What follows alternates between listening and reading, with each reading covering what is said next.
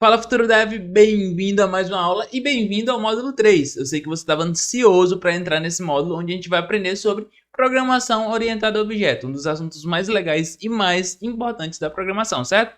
Sei que você já está preparado, então vamos lá para a nossa primeira aula para a gente entender justamente o que é essa PO, o que é essa programação orientada a objeto. Bem, e antes da gente começar aqui, a gente precisa entender todo o contexto e o porquê que a gente vai estudar PO, né?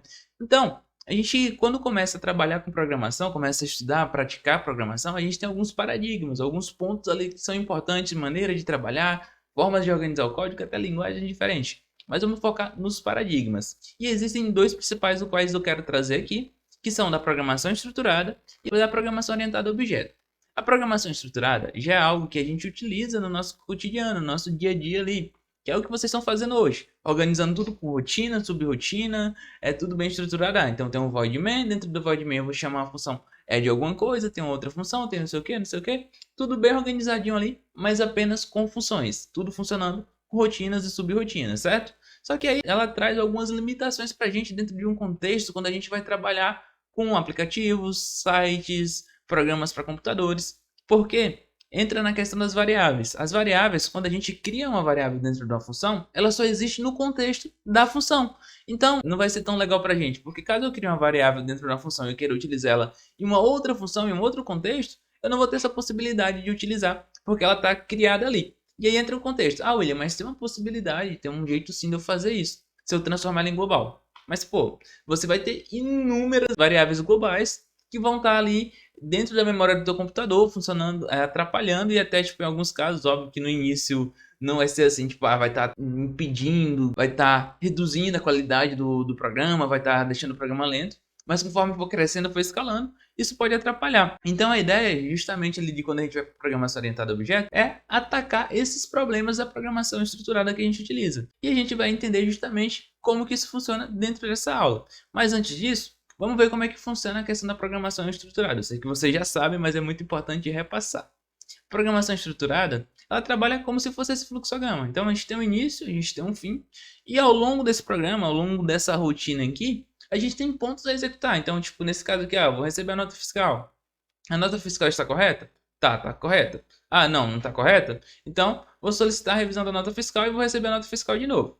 Se a nota fiscal está correta, então eu vou solicitar o reembolso, depois eu realizo o pagamento e aí eu finalizo. Então, é bem tranquilo. A ideia é justamente trazer esse conceito de uma programação sequencial e bem estruturada, e é por isso que a gente chama de programação estruturada. Certo? Agora nós vamos compreender o que é a programação orientada a objeto, ou a sigla PO, certo? Então, a programação orientada a objeto, ela surge com o intuito, com o objetivo justamente de trazer a programação algo mais natural. Porque querendo ou não, quando a gente está fazendo a programação estruturada, a gente está estruturando a sequência de código ali, os algoritmos que em alguns casos tendem a ser naturais, ou tendem a ser algo que a gente está vivenciando no cotidiano, mas mesmo assim é algo muito não tangível, muito fora da realidade. Eu estou transformando o que eu estou fazendo em um código que ele está executando.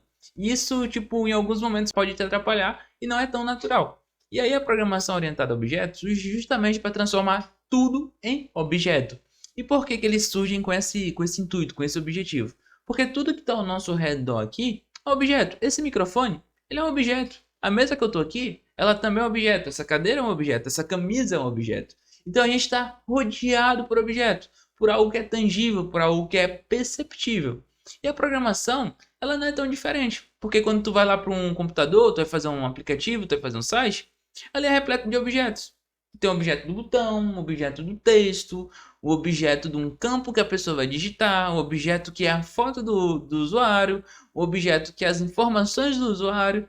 Então, ele surge justamente para transformar esse conceito que antes não era aplicado em um conceito aplicável, que permite escalar, porque a partir de agora em diante, a gente consegue transformar coisas que seriam antes só uma função ou uma rotina ali em um objeto. Então eu consigo criar um objeto botão, consigo criar um objeto texto, consigo criar um objeto conta, por exemplo.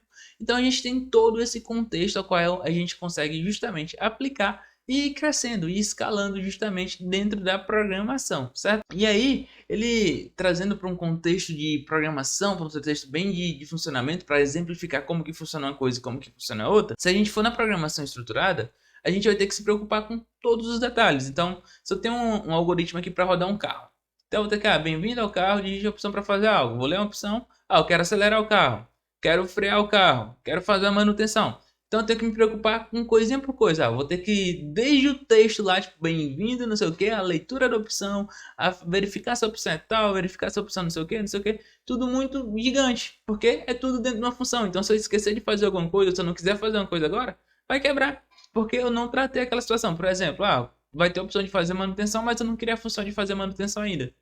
Vai quebrar o aplicativo. Então, entra nesse contexto de onde que funciona, de como que funciona a programação estruturada, certo? E quando a gente vai para a programação orientada a objeto, funciona um pouquinho diferente, que é justamente a gente focar nos detalhes do objeto.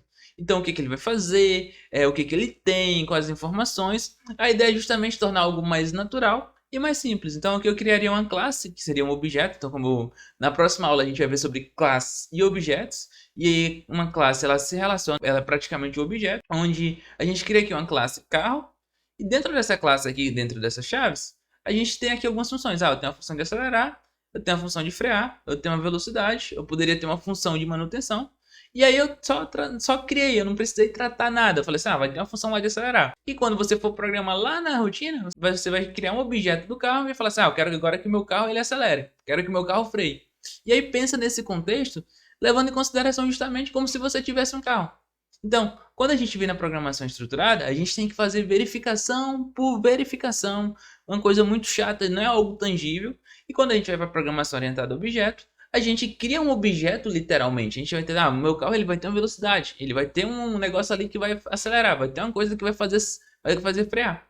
E isso daí ele vai trazendo uma escalabilidade, isso vai tornando algo mais natural. Porque querendo ou não, num carro de verdade, tem isso também, tem um acelerador e tem um freio, que são funções que alteram a velocidade, que são coisas que alteram a velocidade. Então é justamente esse o contexto que a gente quer trazer. Tornar algo mais natural, mais pontual, para vocês começarem a compreender e justamente conseguir escalar e fazer isso crescer, fazer algo se tornar mais tangível, mais natural e mais programável possível, porque você vai focar só nos detalhes dos detalhes do objeto e não no detalhe da execução do objeto, certo? E além, óbvio, desse objetivo que é tornar a programação mais natural possível, existem algumas vantagens da programação orientada a objeto, que torna a programação algo mais legal e até mais escalável, mais definível, que são o seguinte: a gente tem a questão da confiabilidade, que é quando a gente isola ali as partes, a gente consegue tornar o programa mais seguro, uma vez que ao fazer uma alteração, nada mais vai alterar no programa, entendeu?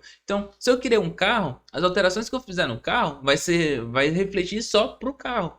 Se eu quebrar alguma coisa dentro do carro, não vai quebrar o resto da minha aplicação, entendeu? A não ser que seja um erro de programação muito ali, tipo, óbvio. Mas se tu errar alguma besteira, tipo, eu criei um método lá dentro do carro que ele faz tal coisa. Mas se eu não chamei o método, ele não quebrou. É a mesma coisa, eu tenho aqui meu carro. O freio tá quebrado, o freio de mão tá quebrado. Se tu não pegar e precisar parar com o freio de mão, então tu não vai ter problema. Mas se tu puxar o freio de mão, aí tu vai ter um problema porque ele não vai estar funcionando e teu carro provavelmente vai descer lá na ladeira, tá?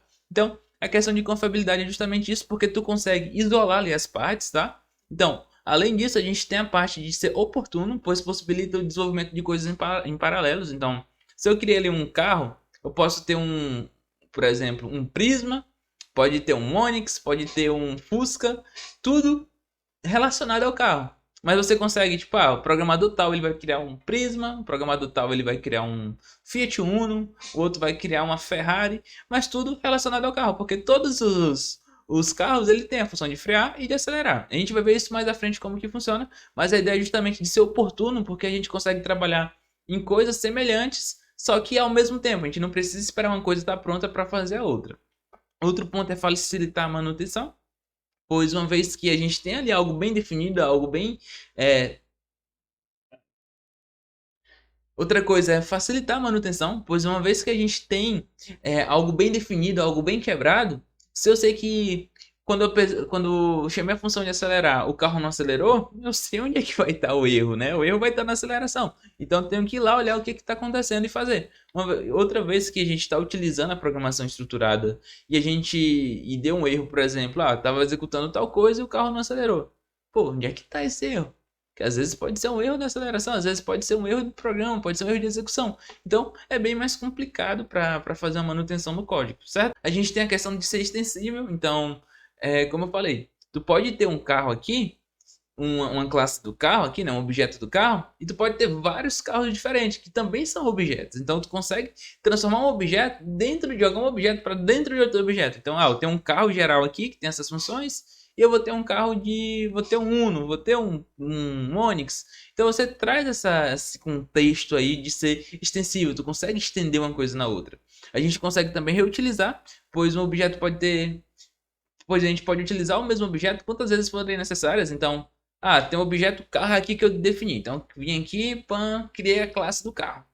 Eu posso ter 10 carros na minha casa, posso ter 20 carros na minha casa. Então, você pode justamente utilizar ali as classes dos objetos para ter inúmeros objetos. Você consegue reutilizar o mesmo objeto quantas vezes você quiser.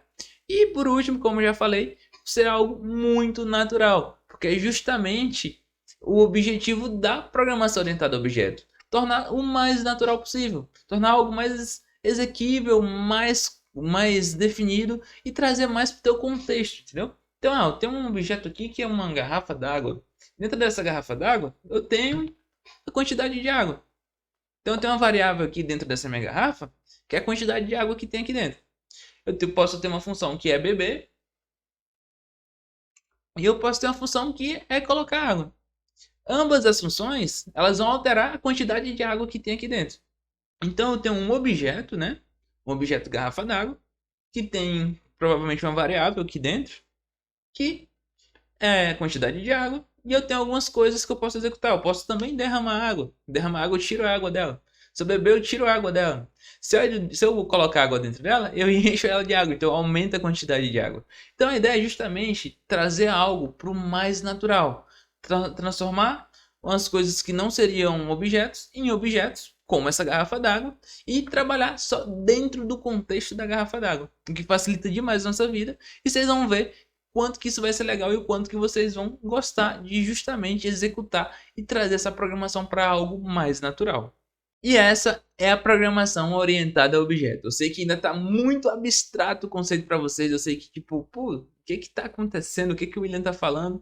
Mas a ideia é, como eu disse, pense em algo natural, pense em objeto e vamos embarcar com a gente nessa aventura que vai ser muito legal esse módulo. A gente vai aprender muita coisa e vai preparar a gente definitivamente para aprender a desenvolver em Flux. Obrigadão, vamos nessa e tchau, tchau.